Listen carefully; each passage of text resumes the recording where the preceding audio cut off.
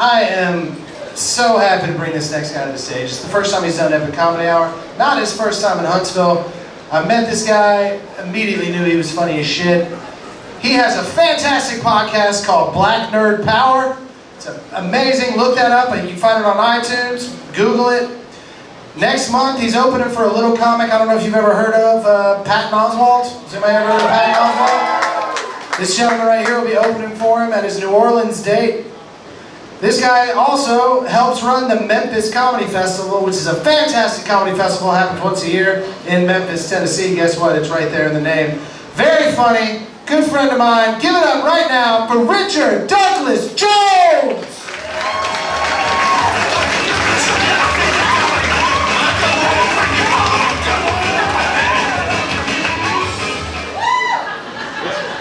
The fuck was that you brought me up to?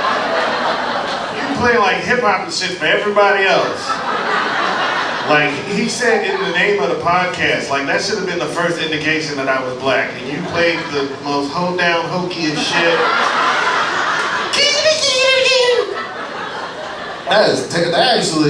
You know what? I'm glad you played that, because that, like, I see now that I'm one of the few Klingons on the Starship Enterprise. Most of the black people here are sitting in the back, except for this uppity bitch right here in the front row.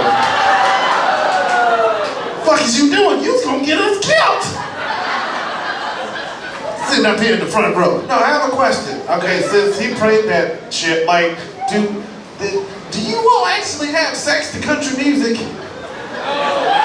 Like, I can't, really? You sitting there wooing. Like, I can't, like, if you do, that explains racism. Like, if I heard a beautiful song like Patsy Cline's Walking After Midnight and all I can think of is my parents fucking, like, I hate niggas too. Like, I don't get that, cause like when I listen to music, like it sets the rhythm, like but like I can't imagine that all my exes live in Texas. Like I can't imagine that. I don't know. It's weird. It's weird shit to me. But yes, I'm sorry. I didn't mean to call you a bitch. I'm sorry. I'm sorry. You here with your friends? It's a girls' night out. It's your birthday. I did. You want me to keep talking about you? Because I got birthday shit.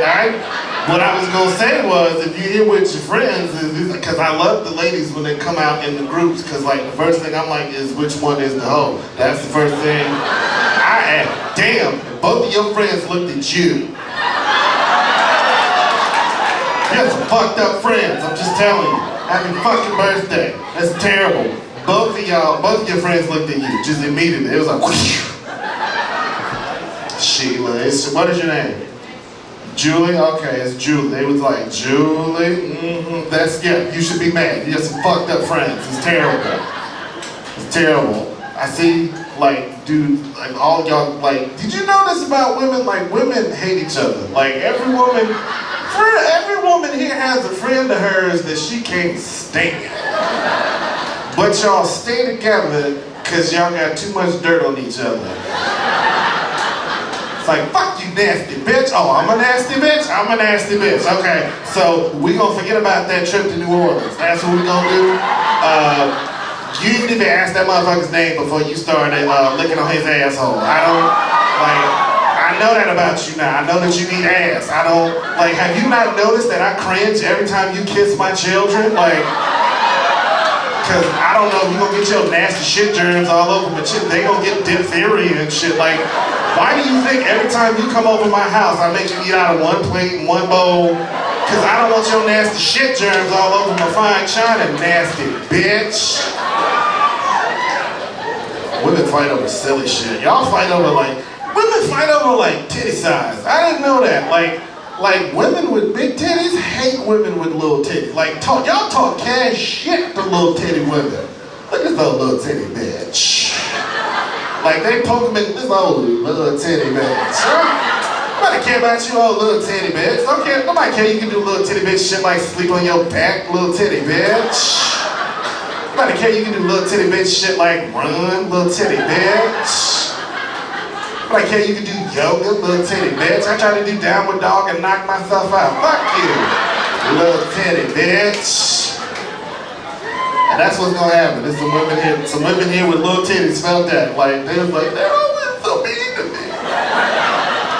And they are.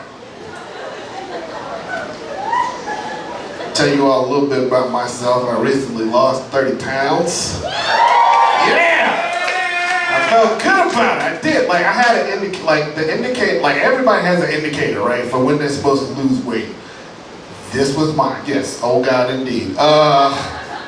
So I was having sex with this woman, and I was hitting her from the back, right? And I looked down, and my stomach was resting on her ass.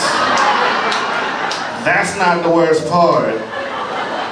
I lifted it up and was able to go further in.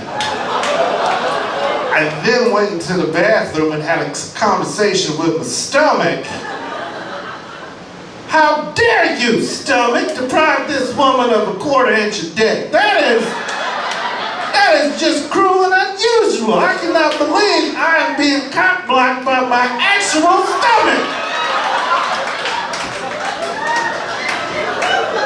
Needless to say, she was gone by the time I came back. But a lot of weird shit happens to me when, like all of my weird sex stories apparently happen when you hit it from the back. Like, there was one time I was having sex with this woman, she's a white chick, right? And so I'm hitting it from the back, and apparently I was doing such a good job that she wanted to step it up a notch, and she hands me this riding crop, and she's like, here, use this. I'm like, all right, fuck it. And so, all right, apparently I'm doing well with the riding crop because she pulls out something else. So, and then next thing I know, she pulls out something else. I'm like, the fuck am I supposed to do with that? And so, I don't know how I did it, but I got all three going at the same time.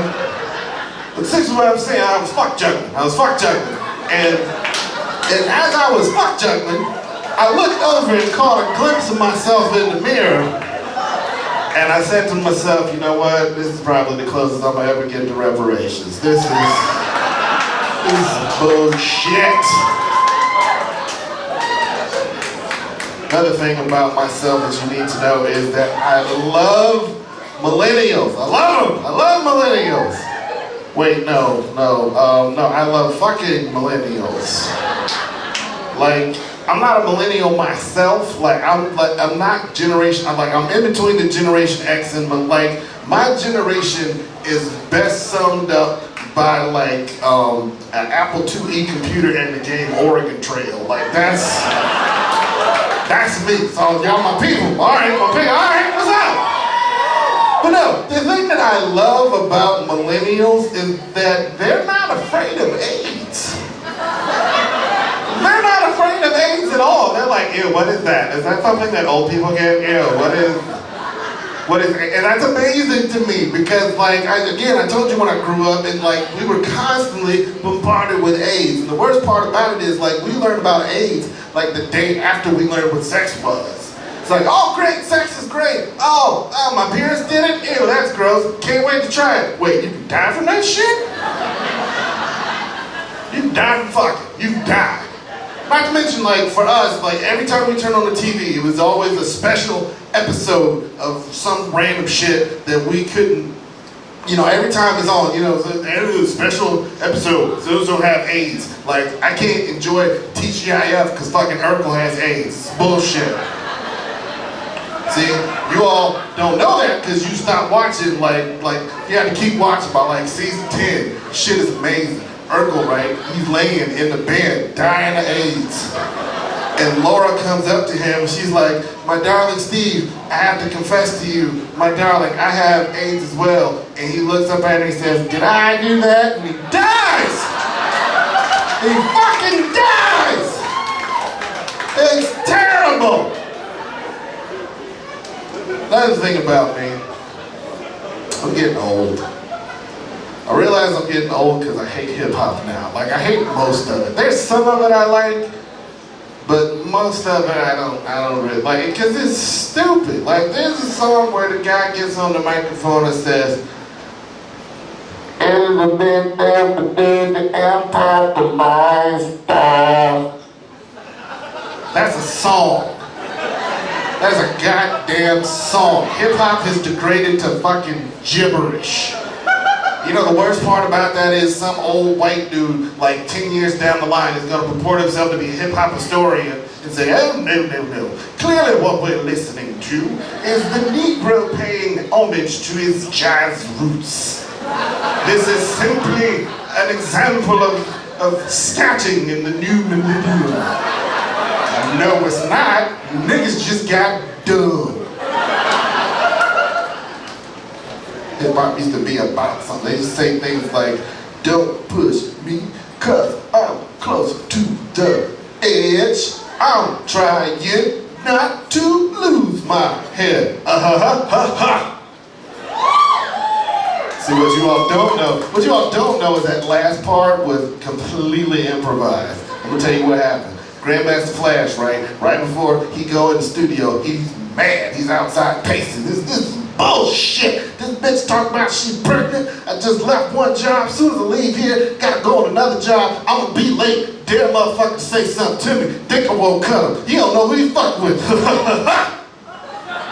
And they said, what did you just say? I said, They said, nigga, put that shit on the record.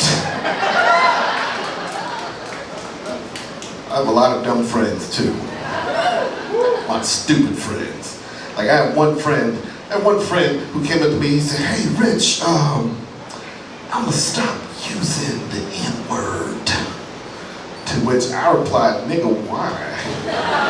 I was like, nigga is the country club of words and white people that are just dying to get in. And you can't.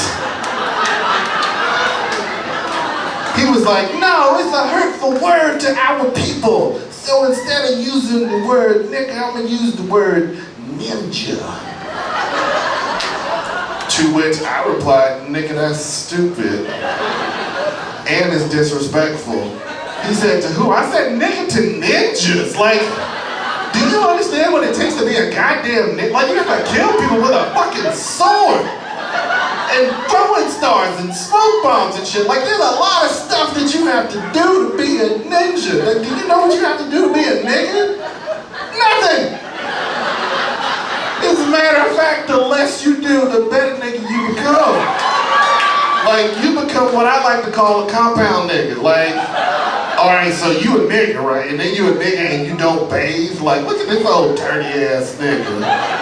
Like, you a nigga, right? You a nigga, you don't bathe. And then you don't have a job. Look at this old dirty ass, no job having, shiftless ass, live with his mama punk ass nigga. Not to mention, I understand it, right? I've never been to Africa, but I've seen shit on TV. Shit looks hot, right? Like how you can't be a ninja and like you can't be dressed in all black with your face covered. People just gonna look at you and be like, nigga, it's hot out here. Why don't you take all that shit off when you pass out? Not to mention, again, I've never been to Africa, but I see it on TV. And as far as I know, ain't but like one tree in the Serengeti Plain. So like, as a ninja, right, you kill somebody, then you throw the smoke bomb, and you disappear up the tree. And people just turn and look at you and be like, nigga, we see you. You are in the one tree. You know, I haven't figured out by now, nigga is one of my favorite words. Like it's timeless, and I'm tired of that not being reflected in certain places, like science fiction, like Star Trek, for example. Like, you can tell me every other curse word makes it to the 26th century, except for nigga? Get the fuck out of here. Like, let me give you a prime example, all right? You know, the Starship Enterprise, right? Everybody's sitting, you chilling, you get hit with something, everybody moves all at the same time. Red alert. You mean to tell me Uhura don't take that shit out of here, turn around, look at Sulu and say, nigga, if you don't raise them shields. It doesn't make sense. That makes sense. I love it. I love Star Trek. I like Star Wars too. I like them both. I love Star Wars. My favorite part of Star Wars has gotta be Billy D. Williams. I love Billy D. Williams. He's amazing. Billy D. Williams is known for two things. Star Wars, Colt 45. That is, cause it works every time. That is like, I'm still trying to, like, he will forever be known for Colt 45. That's his answer to everything. Just, ladies and gentlemen, because he ran a psychic hotline. I see, okay, yeah, ladies and gentlemen, call me now for a psychic reading and tell me what kind of problems you're having. Is it romance? Is it finance? I'm here to tell you all of your problems can be solved at the bottom of a bottle of ice cold Colt 45. It works every time. They ain't gonna bury that nigga with a bottle of Colt 45. And somebody's gonna come up to his funeral, crack it open and pour it all over, and he's gonna pop up, come back to life. He's gonna look at everybody and say, see, I told you. It works every time.